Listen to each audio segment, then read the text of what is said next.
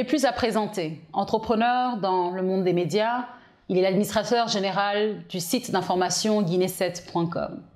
Bienvenue dans les Jeudis de l'entrepreneuriat. Nous recevons pour vous aujourd'hui Ibrahima Sori Traoré. Bienvenue, Monsieur Traoré. Merci. Comment allez-vous? Oui, ça va. Merci d'être ici avec nous aujourd'hui. Merci. J'ai envie de vous poser une question tout de suite, et ce n'est pas une attaque. Est-ce rentable, l'entrepreneuriat dans le monde des médias en Guinée? Ben, oui et non. Dites-nous. Oui, surtout pour certains. Oui, c'est rentable pour certains. Oui, c'est rentable pour certains. J'avoue que, voilà, pour surtout les radios, ça va encore mieux. Mais les sites internet, peut-être il y en a 2 ou 3 qui s'en sortent. Parce que ce n'est pas du tout évident. Comment ça se passe, en général? Vous savez, les médias, quand même, que ce soit en Guinée ou ailleurs, c'est qu'il faut vivre de la publicité. Il se trouve qu'en Guinée, ce n'est pas facile la publicité. Compte tenu du fait que la publicité aussi, il faut que l'économie se porte très bien pour que les gens pensent à faire de la publicité, surtout dans des pays comme les nôtres où il n'y a pas cette culture de la publicité. Vous savez, ici, quand quelqu'un vous donne de la publicité, vous le savez certainement très bien que moi, parce que vous êtes dans le domaine, et il vous dit, écoute, je veux t'aider, et puis ben voilà, je te passe ça pour que tu puisses le faire. Là, il pense que c'est une aide qu'il te fait. Il ne voit pas un peu ce que la publicité apporte à son entreprise. Donc, si on se met dans ce cadre-là, il va sans dire que ne gagne de la publicité que quelqu'un qui a des relations, quelqu'un qui a un bon carnet d'adresses, et ainsi de suite. Donc, pour que ça puisse encore aller mieux dans la presse, il faut que l'économie elle-même se développe et que les gens aient cette culture de la publicité. De toute façon, si l'économie se développe très bien, les autres viendront, ceux qui connaissent déjà la publicité, et forcément, ça ira. Mais pour le moment, ce n'est pas du tout évident. Ce n'est pas évident. Donc ce n'est pas que ce n'est pas rentable, et ce n'est pas que c'est rentable à 100%. On se débrouille. Oui, on se débrouille parce que, je vous l'ai dit, la publicité, elle n'existe presque pas. Mais aussi, j'oubliais de vous préciser aussi que nous sommes dans cette incertitude politique, et ainsi de suite aussi, parce que vous savez, comme on le dit souvent, ceux qui cherchent de l'argent le disent, l'argent n'aime pas les bruits, l'argent n'aime pas le bruit. Alors, si on est tout le temps dans le bruit, il va sans dire que les gens n'investissent pas. Et quand on n'investit pas, donc il n'y aura pas d'entreprise, il y aura pas, les affaires ne vont pas marcher et les gens ne vont pas penser à la publicité. Parce que, encore une fois, ils pensent que faire de la publicité, c'est tout juste aider quelqu'un qui vous passe cette publicité. Cela ne profite pas à l'entreprise le plus souvent. Alors nous l'avons dit, vous êtes l'administrateur général du site d'information Guinée7. Comment se porte Guinée7? Ben, Guinée7 se porte bien dans le cadre de l'information, dans le cadre de travail que nous faisons, mais pas très bien financièrement. Pourquoi? Pour la simple raison, voilà, pour des raisons que je viens d'évoquer. Parce que faire vivre la presse en Guinée n'est pas du tout évident. Il n'y a pas de publicité, pas assez de communiqués, et ainsi de suite. Ça dit, Guinée7 vit le problème que vit la presse en général. Mais sinon, sur le plan quand même de l'information et tout, nous battons, nous essayons de donner des informations plus ou moins bonnes et bien recoupées, et ainsi de suite, parce que c'est ça même le leitmotiv, c'est ça ce qui a été à la base de la création de ce site, parce qu'à un moment donné, on s'est dit qu'il y avait quelque chose qui manquait un peu dans le traitement de l'information et tout ça, et donc nous sommes venus un peu, pas en faisant le juge d'inquisition, le procureur et tout, mais essayer quand même de faire appliquer le b.a.-ba du métier du journaliste, c'est-à-dire recouper des informations, écouter toutes les parties quand il s'agit, par exemple, d'un article qui est à la base un peu de conflit, et ainsi de suite, écouter donc toutes les parties, mais surtout aller à la source et dire des choses, et dire que la chaise elle est rouge quand elle est. Et ne pas quand même dire qu'elle est noire quand elle est rouge, ce n'est pas bien, c'est pas ça le métier. Alors c'est ce que vous avez dit. Le site existe depuis combien de temps? va dire depuis 2012 exactement. 2012. Donc c'est encore très récent. Et de 2012 à maintenant, on a réussi quand même à être parmi peut-être le top 10. Et comment vous faites pour mesurer cela, comment on fait? Vous savez, il y a beaucoup de... Il y a des... Je ne sais pas comment on les appelle ici, c'est des applications et tout quand même. Bon, je ne vais pas faire de la publicité gratuite, mais il y a Alexa, par exemple. Vous pouvez aller comparer et tout. Même s'il y a des petits problèmes à ce niveau, parce que Alexa ne tient pas compte, par exemple, des smartphones et tout ça. Ce sont des ordinateurs fixes. Et maintenant, la plupart des gens, ils regardent les sites par le téléphone, par iPad et tout ça, pas des smartphones en général. Donc, il y a ça. Il y a aussi que vous pouvez, ben voilà, il y a Google Analytics et tout ça. Il y a plein de choses quand même. Mais aussi, il y a que dans la pratique, vous savez, quand vous faites un article et tout ça, vous avez des retours. Et puis après aussi, on parle de vous. Mais aussi, le peu d'annonceurs qu'il y a, ils ont confiance en vous quand même. Eux-mêmes, ils vous disent, oui, vous êtes sérieux et tout ça. Et voici, on vous donne ça. Et puis ben voilà. Par ça, vous savez un peu votre position. Vous avez dit qu'il y avait à peu près, vous êtes à peu près parmi les 10 premiers. J'ai trouvé ça très humble de votre part, vu que vous avez mentionné plus tôt qu'il y avait seulement 2 ou 3 qui se débrouillaient. Oui, il faut être humble. D'accord. Donc pour ne pas dire que vous êtes parmi les top 3, on va dire que vous êtes dans la dizaine. En tout cas, on est en pole position quand même. Ouais. On se bat bien. Ouais. Quelle est votre lecture en ce moment de la presse guinéenne? C'est vrai. Comment se porte la presse guinéenne selon vous? Je pense que comme elle se porte pas très bien. Elle n'a pas assez d'argent, donc elle ne se porte pas très bien. Mais elle est surtout menée par une maladie qui est très grave, qui devient un peu incurable. C'est ce manque de formation. Les journalistes qu'il y a, franchement, ne sont pas bien formés. Ils ne sont même pas formés. Il faut préciser que vous êtes d'abord journaliste de formation vous-même. Ils ne sont même pas... Non, écoutez, pas tout à fait. Moi, j'ai fait les sciences sociales à la fac, mais après, j'ai fait quand même, c'est vrai, l'école supérieure de journalisme de Lille et tout ça. Mais ça, c'est après. Ce sont des formations post-universitaires. Mais vous savez, ça ne tient pas quand ça. Le journaliste, parfois aussi, ça dépend. C'est une sorte d'état d'âme.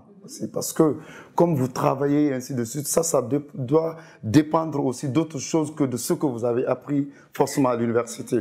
Alors, vous complétez donc ce que vous apprenez à l'université par beaucoup d'autres choses. Mais il ne s'agit pas... je vais vous faire remarquer que la plupart de ces journalistes sortent des écoles de journalisme. Hein, c'est bizarre, mais c'est cela. Les jeunes dont on parle là, ces jeunes qui sont... je m'excuse, mais qui sont complètement incultes. Oui, il y en a des privés et puis il y a une école aussi publique. Mais déjà, ils ne maîtrisent même pas la langue dans laquelle ils sont en train de communiquer, qui est le français ici, c'est ce qu'on connaît. Mais aussi, ils ne maîtrisent pas vraiment le b.a.-ba de ce métier, qui consiste simplement à rendre compte, à prendre une information à un point A et à l'amener à un point B. Pourquoi? Parce qu'il y a quelqu'un qui n'a pas accès aux sources. C'est simple. Le journaliste, c'est une sorte de couloir de transmission. Ça, c'est son travail premier. Tout le monde n'a pas accès à Salimatou. Elle est directrice d'une agence et ainsi de suite. Et il y a un événement qui se passe dans votre agence et moi, parce que je suis journaliste, j'ai une carte de presse, j'ai accès à vous. Alors, je prends ces informations, je donne à l'autre qui n'a pas accès à vous. En effet. OK? Ben voilà. Donc, c'est cela. Le journaliste, il sert de couloir de transmission. Ça c'est le premier travail. Et alors, il n'a pas le droit de manipuler cette information. Malheureusement, on est en face de cela. Aussi parce que les gens, ils font assez de mélange de genres. On ne fait plus la différence entre ce qu'on appelle un commentaire, un éditorial, une opinion, que le fait, et le fait. Vous voyez un peu ce que je veux dire.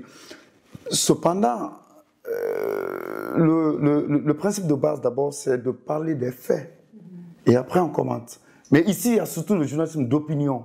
C'est ce qui domine. Est-ce que dans les perspectives de Guinée 7, vous envisagez peut-être d'offrir une sorte de formation, de mentoring, de coaching à la jeune nouvelle génération de journalistes? Ce que je fais, C'est-à-dire que tout ce qui passe par chez moi, stagiaire et tout, moi, pratiquement, c'est comme une école. C'est-à-dire, là, je donne des cours théoriques, j'explique des choses, et à tout moment, c'est comme ça.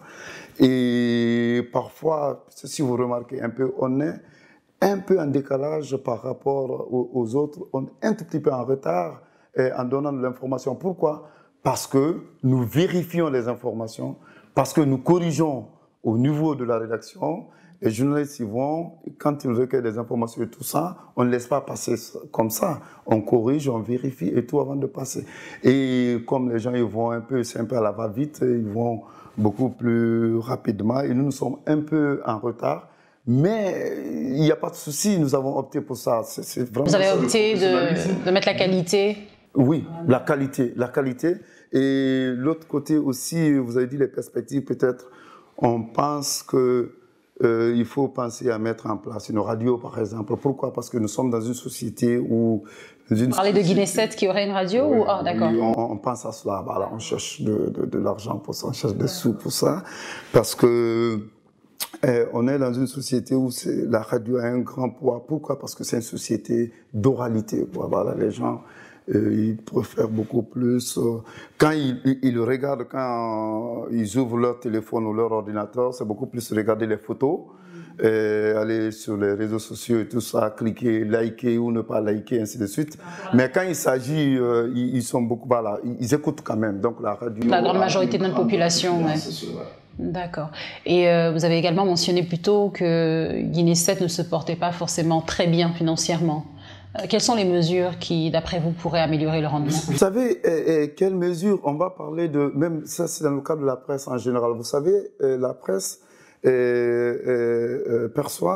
gagne des subventions de l'État. Mais moi, je pense, comme c'est donné, ce n'est pas normal. Parce qu'on vous donne un peu de sous et tout. Et puis après, les gens... Il y en a qui peuvent aller se marier avec... ou acheter une moto. Oui, ça n'entre pas dans la qualification de la presse. Alors moi, je pense... Comment est-ce qu'on fait pour corriger ça? Voilà, moi je pense qu'il faut mettre ça, il faut créer par exemple même un fonds revolving et permettre aux gens au plus sérieux d'avoir accès à un crédit et pas après qu'ils remboursent. Ça vaut mieux que l'État se mette à faire un peu le bon samaritain, à donner de l'argent tous les ans et puis ça ne qualifie pas la presse. Ça détériore plutôt la presse, la qualité. Pourquoi? Parce que tout le monde après se dit que de toute façon, je crée un site, je crée un petit journal. Au bout d'un an, je peux avoir 20, 30 millions de francs guinéens de l'État, de subvention de l'État. Ça ne veut rien dire, mais quand la personne a ça, après, il va casser les affaires, il fait autre chose, il devient un petit commerçant. 30 millions, ça fait peut-être 3 000 euros. Ça ne peut pas faire bouger une entreprise de presse. Mais si c'est quand même dans un fonds où vous venez prendre crédit, vous êtes donc crédible et tout, vous pouvez investir dans votre média et puis pour que ça puisse aller un peu plus de l'avant. De l'autre côté, il faut absolument qu'il y ait l'apaisement et tout pour que les gens, pour que l'économie puisse marcher. Parce que quand l'économie marche, la presse peut penser avoir de la publicité et puis évoluer. Sinon, quand ça ne marche pas, les gens ne penseront qu'à leur sac de riz, quoi, au ventre. Est-ce qu'il vous est souvent arrivé de vouloir laisser tomber, d'arrêter de travailler dans le... Parce que vous êtes une entreprise, Guinée 7 et .com est une entreprise. Donc est-ce que ça vous arrive souvent de vouloir laisser tomber et de fermer les portes et de passer à autre chose? Écoutez, bon, ça peut arriver comme ça peut arriver à tout le monde, mais après je tiens, parce que la presse, j'aime déjà. Vous savez, moi, j'ai eu la chance de naître... dans une famille où le papa, il vous interdit pas de parler, hein, même quand vous êtes enfant, vous avez la parole. Donc, j'aime cette liberté.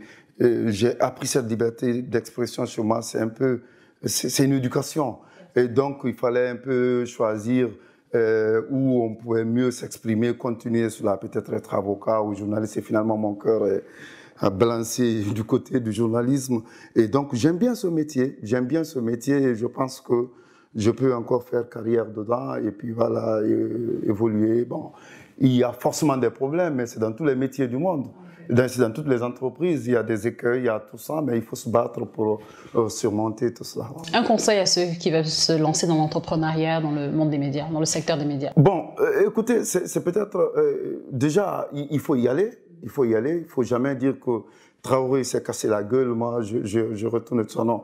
Évidemment, il faut faire ses études de marché, et ainsi de suite, il faut faire tout ça. Mais quand vous avez la conviction, vous y arriverez. Il faut être convaincu, il faut être sûr de ce que vous faites. Je viens de vous dire que relativement, bon, on a commencé en 2012 carrément, pratiquement, et aujourd'hui, on caracole un peu, on est parmi les meilleurs. Hein, et voilà, excusez-moi, mais c'est ça la vérité. Mais c'est parce qu'on s'y est mis. Parce que, à la base, moi, j'étais chargé de communication dans une entreprise minière où j'ai eu un peu de sous. Et puis, j'ai mis un peu ça de côté. Et puis après, j'ai investi, j'ai créé le site. Donc, c'est comme ça. J'ai préféré ne pas aller dans la communication carrément parce que je trouve ça, c'est plus convenant et tout ça. Mais non, la liberté d'expression dont je parlais ne peut pas exister dans la communication, mais dans le journalisme, si. Donc, je suis venu là et puis pour le moment, ça va. Pour le moment, je ne suis pas prêt à lâcher. Bien, merci M. Traoré d'être venu partager votre expérience avec nous. Merci à vous aussi. Ce fut un plaisir d'entendre tout ça. C'est moi surtout qui ai pris assez de plaisir parce que maintenant, je me suis retrouvé de l'autre côté de la barrière, hein, interviewé. C'est vrai, j'espère que vous n'allez pas me juger trop sévèrement. Vous êtes impeccable, vous êtes la meilleure. Nous avons reçu pour vous aujourd'hui Ibrahima Sori Traoré. Il est l'administrateur général du site d'information guinée7.com. Nous vous disons à bientôt dans un prochain numéro, Les Jeudis de l'entrepreneuriat.